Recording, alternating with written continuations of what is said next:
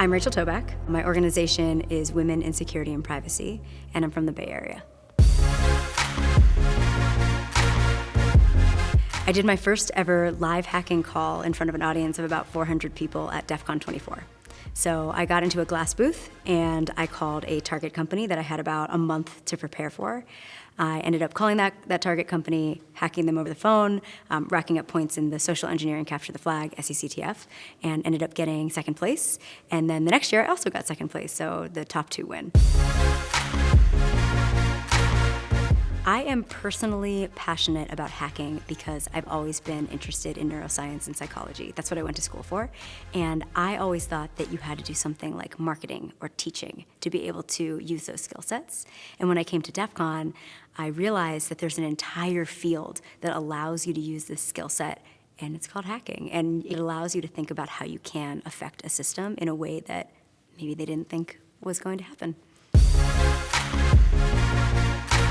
I think my personal definition of a hacker is somebody who is interested in breaking things apart and then figuring out how to put them back together. It's kind of like pool party / live hacking event / teaching everybody how to do CTFs. So I think it's really cool because it allows people to practice their skills in real time.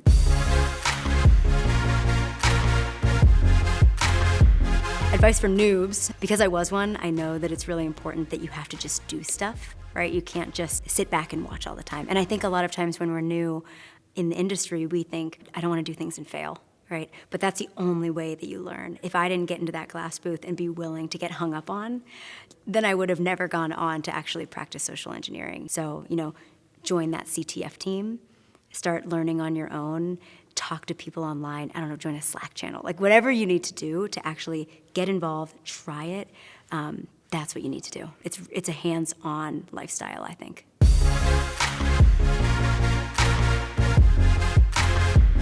So if I had to go over the 3 best tips to avoid becoming a social engineer's target, I would say the first is to be politely paranoid. And what I mean by that is if somebody reaches out to you out of the blue, assume that it's possible that they might be attempting to manipulate you, right? If somebody calls you, get their number, try and call them back or email them back or text them back. Use a different method of communication. A lot of times they're spoofing the number that they're calling from, so they won't be able to receive that call, right? The next is, if you do use social media, realize that anything that you post could be used against you. So if you're geo-tagging where you are, if you are talking about your favorite interests, if you take a picture of your desk or your workstation. So if I know you use Slack, I might say something like, hey, this is Rachel over with Slack support. We saw that your org Slack was running a little bit slow. I need to do an update for you. Otherwise, you're probably going to get kicked off of the network.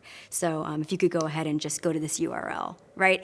I'm going to do something like that. So it seems innocuous, but that's the actual method that I use to go in.